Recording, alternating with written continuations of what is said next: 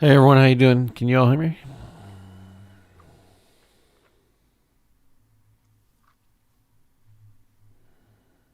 Hey everyone, how you doing? Can you all hear me?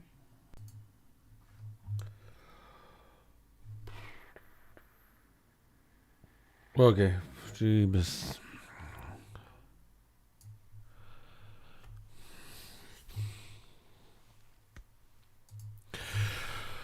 All right, so SEO this week, episode 153. Thank you all for joining me. I am Sans Ted Kabitis. He is sick still, so he won't be around for the rest of the week. My guess is the Washington flu got him, which sucks, but that's okay. We will persevere and move on without him. I am pushing a new camera this time. It's actually an old camera. I switched over. I didn't like the Brio. Looked kind of weird. So forgive the video quality if that comes out a little messed up. And we're pushing through Wirecast, so we don't have the Zoom watermark anymore, which is pretty cool. I'll figure it out eventually. I tested it earlier directly from Zoom straight into YouTube. It worked great on my other channel, kept the exact same settings, switched over to this channel, and for whatever reason it was messed up. So that's why I'm late. I do apologize. With that, I will be switching over to different views. So if you lose audio or something like that, you should not. But if you do, then let me know in the text. I'll be able to see that as we go. So with that being said, let's jump right into the news, the latest and greatest. First off, the Google Maps Armageddon. I don't think I could go a show without actually addressing that for everybody. And if you're in some of the Facebook groups, you will note that there are people that are saying that they've lost thousands of accounts, etc., etc. So the only person I've actually seen that, or people, or organization as it were, that I've seen that said they've lost a large amount of accounts is the people over at Local Client Takeover through the service of Web20 Ranker. And I guess the way that the post I read to me, and from what I've seen just reading it myself, is they had multiple manager accounts, and inside of those manager accounts were people's Google My Businesses that were transferred for management services over to them. And there was a set of 9, and of those set of 9, I believe the number was 4 that they lost all the Google Maps inside of those manager accounts. And then I saw a post from Stephen King where he was claiming people were losing thousands of them. But for the most part, what I've noticed is people are losing maybe 1 or 2. I think that ours, we have hundreds, especially for our lead gen projects, and we lost 9 out of those hundreds. So it's at the end of the day, I think if someone is saying, hey, we lost 1,000 maps and they were all in our Google Manager account, then you might want to look at the practices or your best practices for how you're managing that many maps. Obviously, the standard answer that everyone's going with is, oh, I have one Gmail account and one map in there, and that saves me. Well, that's fine and dandy if you want to manage, let's say you have 1,000 maps, and now you have 1,000 different Gmail accounts you have to manage inside of there, and figuring out how to access them and all that madness. The other thing you have to address is, what are your systems in place and how you're setting these maps up? What are you using? What are the verification methods? Is there a system that you're using over and over and over again to create X amount of maps? And you're running a manager dashboard, or maybe even a franchisee dashboard, then it won't. It doesn't allow you to. It'll tie all those together. So if you're using, let's say you're using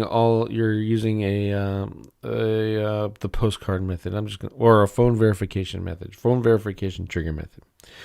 and you have 100 maps inside of it that all use those phone verification method. I think what's happening is Google's looking at it and saying, oh, they use phone verification. They're going so far as looking at the locations, but I highly doubt it. And then they're looking to see if there's a history of the name of that business being created over and over again, especially if you're hit with certain markets where you're constantly being hit with suspensions. The rehab market is like that. Every day, even legit locations are getting hit with suspensions. And that really messes things up. And if you lose one map, and they're all in that franchise or super manager account, whatever you want to call it, typically you're going to lose all of them. So in those cases, when you're in a hard niche, you do want to follow the one map to one Google account thing, and don't tie them together with a manager. But if you have normal, legit businesses, like real businesses out there with citations and all that madness going on, you're going to be pretty safe. And and even some of mine, I could tell you right now that there's some of mine I thought would have been lost, but no, we're still rocking, we're still doing good. So don't freak out. It is not the Google Maps Armageddon. I think every quarter you see a post about that and how Google did a sweep. I think Google's doing these about every quarter now and cleaning those maps out, and just trying to keep the lead gen folks at bay. And I'm gonna just pause for a second. Ted, I am using Wirecast, so I can't send you a link this time because I thought you were still sick. So you're uninvited for this week. Take a break. But if you guys all have questions for Ted and you want to hear his opinions on this stuff, he is in the chat, or you can go to internetmarketinggold.gold and interact with him there. Okay, so moving on. What was the next thing I was going to say? Oh, man, I threw myself off. But that's okay. So basically that's my stance on the Google Maps Armageddon. Keep yourself safe. If you have clients that have like we have a lot of our clients in the manager accounts, we all know they're good. We're the ones working on the maps, so everything's hunky-dory and safe. But if you have a client that that knows SEO, quote unquote, or says I ranked my map, quote unquote, and it was gone, and I wanted you to help me out, and they may be doing some things on the back end that wouldn't necessarily pass a manual review, then just be careful about adding them. Maybe even create their own Gmail accounts to run as their managers. You know what I mean? So that's also a good process. There are some browser tools that'll help you do that if you're managing multiple Gmails. Like I got 15 that I go into all the time, and I use Ghost for that. Browsio used to be one that I recommended all day long for that kind of stuff. Those guys have just, I don't know if they've abandoned it. Well, I can tell you they haven't. They've abandoned Browsio in its current version, and now it's practically useless. They claim that they're coming out with a new one, but you see these posts saying, oh, we have the beta done, or we're getting ready to do a video, we're going to release it soon, and then 3 months tick by and you don't hear anything out of them clowns. So right now, Ghost seems like the good alternative. There's other ones. Multi-login app, I think, is one. I just didn't like the user interface of that one, so Ghost is my go-to. But check out those opportunities just to kind of protect yourself. I don't even use proxies. I just use the Ghost to keep the logins and stuff separated, and I'm pretty safe doing it that way. Okay, so let's get on with the news now. The first one is the link builder. Let's go. You should be seeing that. I don't see it changing the page, so I'm going to switch over to this other view here so make sure that you guys can see me changing the links. I don't see it happening in the other one. So this is a link building checklist. This is from Anna Crow. The checklist is in the form of a Google Sheet, which is actually pretty interesting.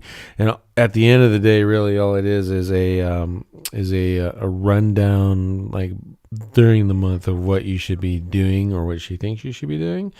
But it's pretty good if you're setting up something like, or trying to set up an SOP or something like that. It's a good template to follow. So I liked it. And some of the things that are covered inside of the audit is the backlink audit, update your disavow list if you're using that, competitor backlink analysis. That's always good.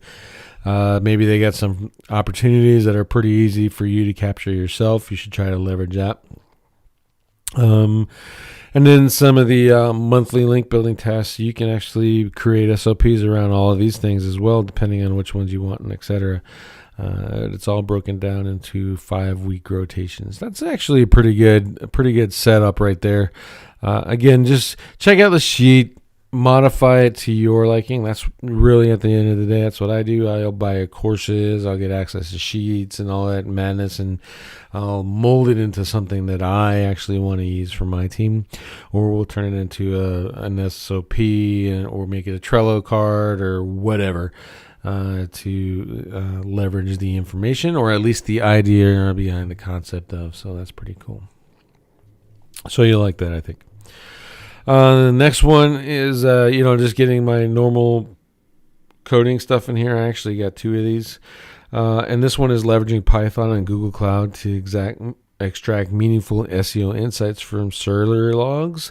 If you're on like a shared hosting and you can't get your server logs, then I wouldn't even bother with this one. But if you have clients that have dedicated hosting, well, they'll give you the server logs. Some people are kind of greedy about those things. They don't want to give them up. But if you can get a hold of them, this is actually a really good tool to just kind of play around with Python if you're into that. If you're not, the Screaming Frog has an analyzer that'll help you read your server logs, etc. If you've seen some of the past shows that we've done here on SEO This Week with Ted and I, or SEO Fight Club, you'll know that Ted is really big on looking at these server logs and looking at the data and trying to come up with conclusions about who, what, when, where, and why was going on with the Googlebot, and find holes that he can plug, and maybe fix some walls that are slowing down the crawl and wasting some of the crawl budget of the website, etc. So this is it's pretty detailed. It goes into creating buckets, etc. So check it out. This is probably one of those things you want to approach when you have some free time and you're just tinkering around. But at the end of the day, it's really good. Yeah, Ted's in the chat. He says server logs can expose confidential data. In some cases, it's risky to share. So that's one of the reasons that devs kind of don't like handling that out. But if you have access to your own, then by all means, you should be looking at it with something. And if you don't understand it, maybe we can convince Ted to give us a class on, what should we be looking at inside of these big, huge collections of data pieces, and then how do we identify those roadblocks that may be hurting your crawl budget using those logs. So maybe we'll talk to him about that and see how that goes. Okay, the next one is Introduction to GIF Engine Optimization. So if you know a lot about GIFs, there's actually 2 sites that kind of kick that off really good. Giphy and Tenor. So you go in there and you type it and you pretty much get the GIF you want, etc. And, download and share Facebook or whatever. And you can leverage it pretty good. What I never thought about was actually using that for branding. So this post kind of covers that. And it covers the optimization inside of these 2 particular GIF search engines so that you can rank them and then turn that into branding opportunities. And branding could be as simple as just putting your logo in the bottom right corner of the GIF, etc., and have that run. So I think that's really cool. But one of the things I want you to keep in mind of is that when she's referring to SEO here, it's kind of like the broad terms. So she does say that they go long tail, but you might not get a lot of those pulls as you would for these broader terms. So just keep that in mind when you're playing with this. What I would do, and what I'm going to do, is create some in the for the long tail terms. Get the habit of putting them in there and getting them ranked inside of the Giphy. I'm going to focus primarily on Giphy because that's what all the apps are interconnected with anyway. So I'll focus on Giphy, try to rank a few GIFs for longer tail keywords, and then go from there. Her recommendation is targeting these higher search volume, broad terms. Just keep in mind that they do have more GIFs, obviously, for that. So there's content creation plan in here, implementation, and how to fire it off, and then the value of it. And then the value is really, like I said, it's branding and brand awareness. I don't know. One thing that would be cool to check out is if the EXIF data is being ripped out of the stuff, that the GIFs when you upload them. If that's not, then that might be an opportunity for EXIF data for your websites, assuming if you believe that EXIF data inside of images could help your SEO. It certainly couldn't hurt just to drop that in there, especially when you have tools today to make that so much easier. Question on is so you watermark your GIFs and rank it on Giphy. That's exactly right, DJ. That would be the process. Just kind of, I would do it in such a way that it's not like obnoxious. So if you look at the YouTube video you're watching in the bottom right hand corner, there's a really subtle watermark for my brand right in there. I would do something like that, probably a bit bigger. But just so that people can notice it, but it doesn't take away from the purpose of the GIF, because if it does, then you're going to lose shares. So you got to balance that out. You're probably going to end up testing it and see how big and how transparent that you're going to go to generate the most shares, but also generate the most brand awareness in that process. Hey, you never know. You might actually get lucky and get one of these that just kind of goes viral on you and spreads all over the place. It may not even enter into an ounce of traffic or something like that, but if you're doing an ad campaign and they see that ad and it kind of clicks that was in that GIF, then maybe there's another exposure. You kind of you're lowering the amounts of exposure to your brand. Some retargeting stuff if it's hosted on your website and you have it on Giphy, but you host it on your website and you fire off the retargeting stuff. That's another opportunity too, as well. So I think there's a whole lot of plays here. Not direct traffic plays, unfortunately, but there is a whole lot of plays for branding and brand awareness that, if anything, you just have a little bit of fun with. So. Okay, this one is securityboulevard.com. There's been a lot of posts lately about a thing that Dan Taylor came up with. It's called Edge SEO, and basically he's just using Cloudflare workers to handle some stuff that you probably or might not be able to do when you are working on certain clients' websites and stuff. So the concept is you plug in, you got a platform. You're not allowed to do certain things, X, Y, and Z. So you change the name servers over to Cloudflare, push the site through Cloudflare, and then use Cloudflare workers to do all those things. This particular injection is actually pretty interesting. But I will caveat, the only way it's going to happen to you is if you give out your Cloudflare username and password to someone that turns out to be unscrupulous, or your Cloudflare password and username gets compromised in some way. But basically what it does is it forces a redirect. So if you have this, this would be a specific user agent. And then if the user agent is not matching what they're looking for. Oh, yeah. Ted said, Edge SEO equals fragile web development. Be prepared to break your blank, which is true.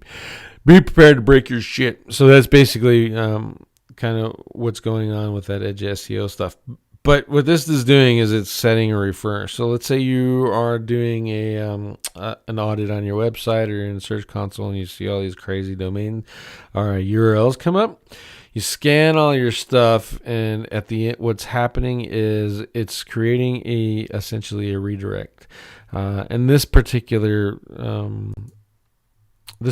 catch here found these domains that were getting redirected to through this hack on this one particular site. I didn't see that they saw references that were they were able to identify other ones, but basically the refer, if it's not X, Y, or Z, it doesn't meet the standards of what the hackers set into, then it'll redirect you to this thing based off of the URL that they gave.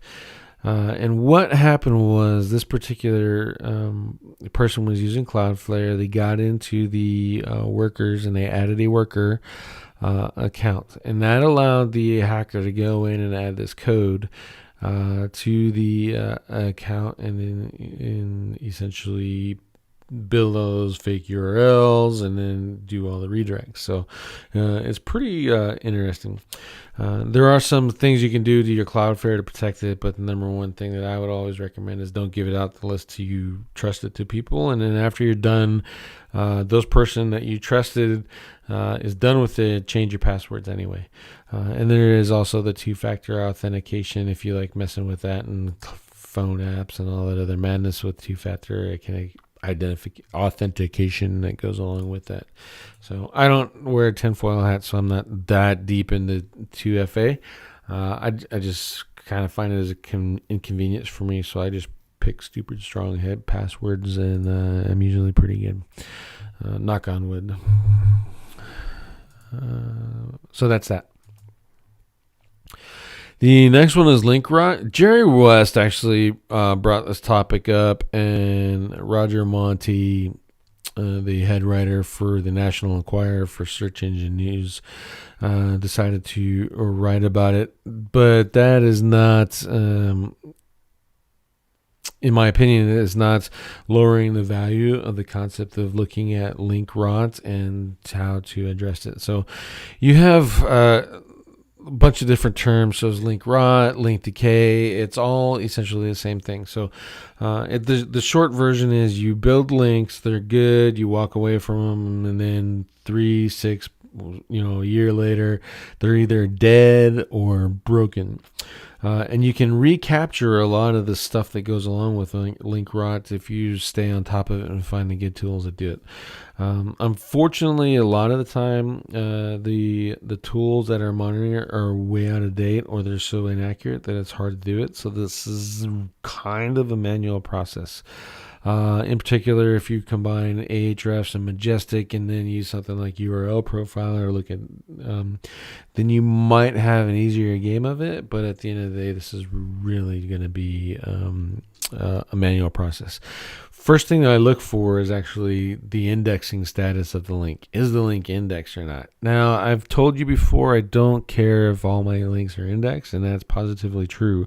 But if the ones that are indexed are dropping out, then I know I might have a link rot, or there's a link decay situation going on there that I need to address. And as links die, it actually changes your anchor text ratios as well. So keep that in mind. So if you only have this set of live links and Google, let's just say that Google is looking at only your index, which I don't believe they are. I think they're looking at all of them, de-indexed or not, and they're making their ranking solutions based off of that. But let's just say, for the matter of sake of argument, that they're only looking at your indexed ones. You lost a whole bunch of them, and now you have a really high percentage of exact match anchors, for example. That could be affecting you in a positive or negative way. So there's things to look at. There's some tips here. Is link reclamation. So let's say you have a bunch of backlinks and you killed this page off. Now you have 404s. You can go back in there and redirect to a new destination. This is there's a warning here saying don't do it directly to the homepage. It is not always the case. So if it's a homepage, the homepage is not going to create a soft 404. So as with always, you have to look look at each individual link, find out where it's going to go, and then send it to the most relevant place. And I say most relevant only because if the site where the link is on is optimized for a specific thing, and then you send it to something that's way off topic, and then those people will just happen to be doing a site review and look at that link and go, why did we link to this? Then they're going to take it off. Where if it's more closely, it's less likely for that to happen. The other one is links to the wrong domain name. This is a little bit harder to do, but maybe you changed it, or maybe they misspelled your domain name and stuff. It's gonna be harder to catch. I don't know if that actually go that crazy down into the rabbit hole to find all of those, like misspelled digital ear. There's like 100 ways to misspell digital ear, as I can tell it. So, and then just keep away that there's you're not always gonna fix link rot, but once you start a link building campaign, you get where you need to be, set up a set amount of links you're going to do for that project a month just to maintain and counteract link rot, and you save a lot of yourself a lot of this work. So typically what I'll do is if I have a page that took me, let's say it took 40 links to get up there, then I know that my monthly repeatable is probably going to be about 5 links. I'll do 5 links so that I can counter for that link rot and stuff, and competition as well. So I'm just going to keep building that 5 links, keep building it and going. And that keeps me ahead of the competition, and it keeps me ahead of link rot, and it keeps me ahead of the Google algorithm updates. So supposedly, or there's another one of those recently, and this guy didn't get hit by it, but that's the way that was. I'm going to address some questions now. Let's see. Broken links tested out as a negative ranking factor earlier this year, and that's correct. After a test, Ted did that test, and after I did that, I started actually disavowing all my broken links to kind of push that a little bit through faster, and then doing link detox boost to kind of get that going a little bit better. And then let's see. Is that for on-page opposite for a broken link on a site? Right. So it's not broken links on your websites. It is. So it's you. Let's say you took down a page. Let's say we took this page down, this link rot solutions page. We took it down, and there was 100 links to it. Right now, you have 100 links that are going to a 404 page. Not very useful to you unless you're a smart guy and you have links on your 404 pages to your major money sites. Then it doesn't really matter. Your links are going to the 404 page, and then they're filtering through to those links that are on that 404 page, right? Hopefully that makes sense. But if that's not the case, or your dev doesn't have that set up, then you want to be able to redirect that. So let's say this URL changed to link rot solutions, from link rot solutions to link rot fixes, right? It's the same content, it's the same quality of content, and you just need to make sure that the redirect's in place properly so that the backlinks that are there to the original post are now pointing at the correct post. And a lot of people give that lip service and they say, oh yeah, I do that. And I can tell you 9 times out of 10, that's not the case at all. They don't do it. They say they do it, or they say they set the redirects right, and they're not doing it. That's probably the number one thing that you guys can keep track of pretty easily. Especially when it comes to if you change and you're deleting old content and all that other stuff. Make sure you're looking at the backlink profiles so that you're not walking away from good backlinks. And let's see.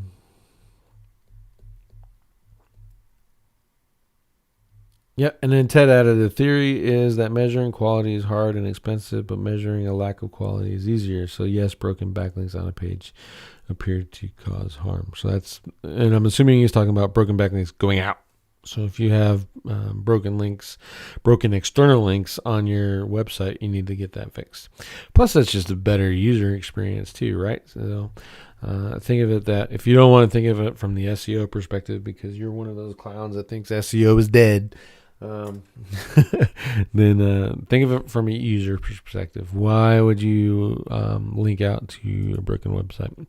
And to me, that seems like a really easy signal to put in place. If I'm not updating and maintaining my website, why should I rank that page, especially if there's broken links on it? I've already given the Google, the algorithm, the indicator that I don't care about this page.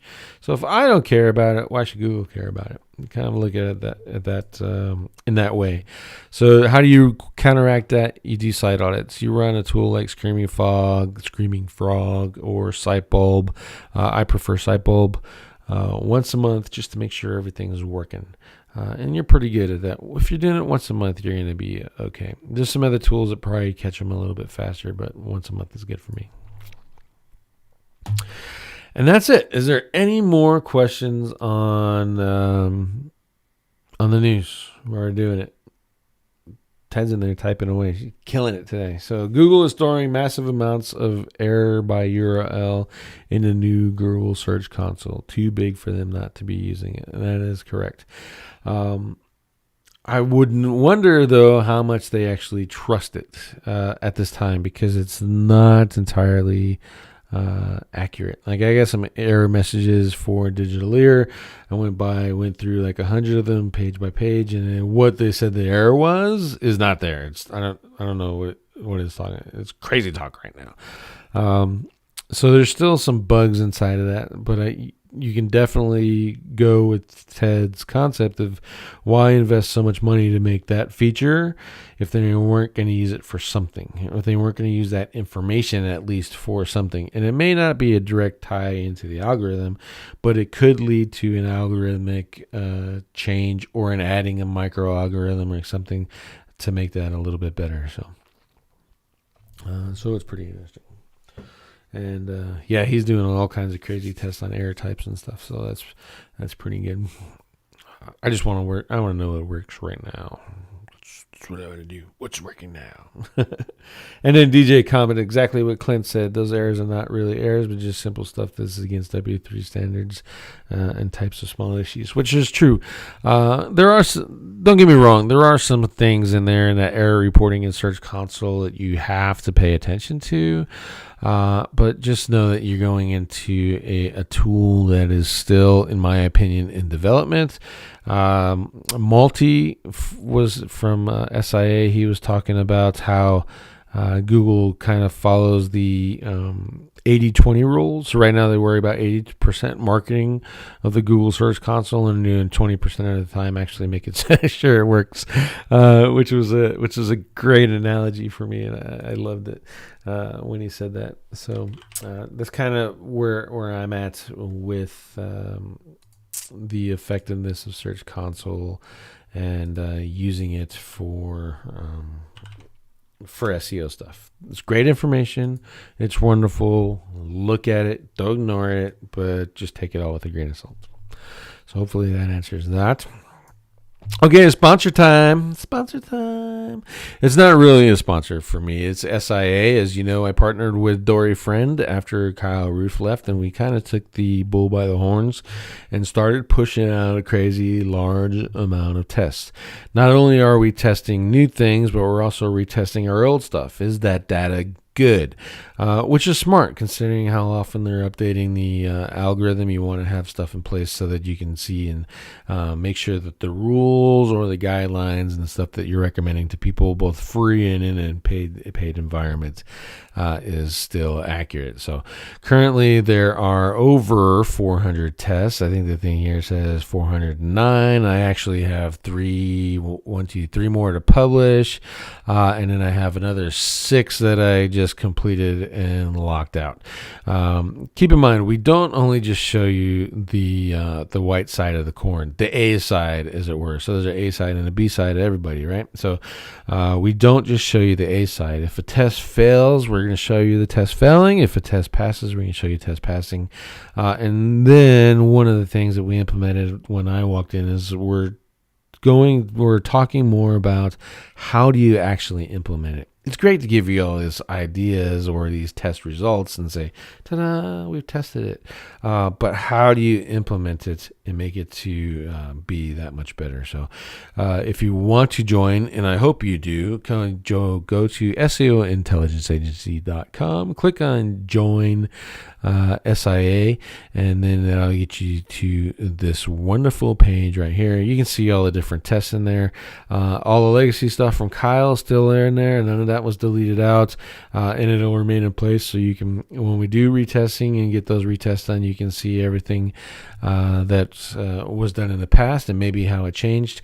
We're modifying and changing the SIA website. We've rearranged this thing in here, so when you join, you're going to see different views and stuff. But and then Dory is looking at redesigning the entire website, and we're testing out new platforms, etc., like that, to see what is best for our members.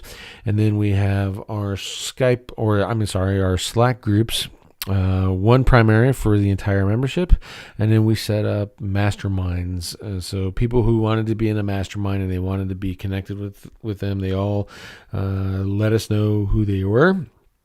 And we have 5 masterminds running right now. Those are member masterminds. They belong to the members. The members run them. The members set the rules, etc.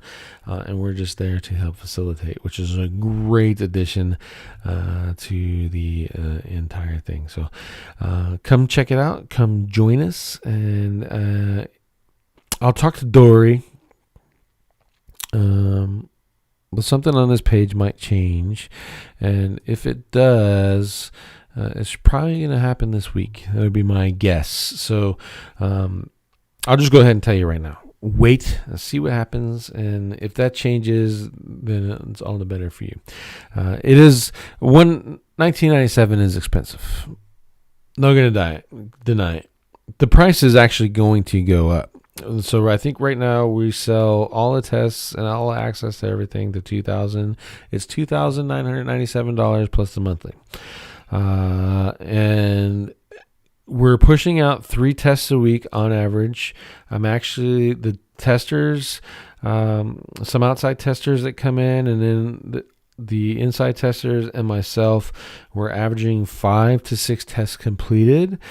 So that's crazy amount of work if you know about indexing and all that other stuff. So this price is going to go up. I'm not promising you that. I'm guaranteeing you the price of SIA will be going up. So it's a good time to get in there now while we're getting your feet wet and getting everything fixed and increasing the value. Courses will be coming in there. I talked about the courses on what ranks. So as I publish those, I got the thing broken. I got to fix it now. So what ranks? Not a broken website. But all those courses that I publish on what ranks, you'll get those for free as part of your membership. Dory's going to be doing some courses. I'm going to do some courses together. We're going to get some third-party people who want to talk and teach and get their name out there and share exciting, wonderful things. So it's going to get more expensive. I'm just guaranteeing it right now. So join SIA. I know you'll love it. You'll get a whole lot of value out of it, and you appreciate it. Okay, so enough of that one. So SEO Spring Training is April 3rd through 6th. It's a Friday, Saturday, Sunday, Monday kind of thing. The main conference days are Saturday and Sunday, so if you want to come to those, is great. Friday is going to be a mastermind. It'll be on-page stuff. Kyle, Roof, Moon, Marie, and I think a couple others will be handling the mastermind stuff on the on-page on Friday. And then Monday will be Marty. And we'll be talking about positioning, and then we'll do some link building stuff with Elias. He's flying in from Greece to show off SEO Autopilot. And then the rest of us clowns, we get to talk on Saturday and Sunday. This is a no recording event. I know the idea has been tossed around and stuff. Terry wants to keep it no recording, so it's going to. Terry and JC are hosting it. I am on the planning committee. That's why if you're on Facebook, you see me posting about these guys, this thing all the time. I'm on the planning committee, so it's not just because I want to help out. I'm not getting any money for that. And then Brad is also on the planning committee. Kyle's on there as well, and I think there's one more. But some speakers that I recommend that you take the opportunity to listen to is definitely Marty Marion. Hopefully he goes over his repositioning of a major Fortune 500 company brand to kick the butt out of another one, and it's all very sexually underwear stuff. So that was a great talk. Alex is great. He's good to listen to and just have a great conversation. I think he's like 7 foot tall and built like a mountain, so that's pretty fun just listening to that bear.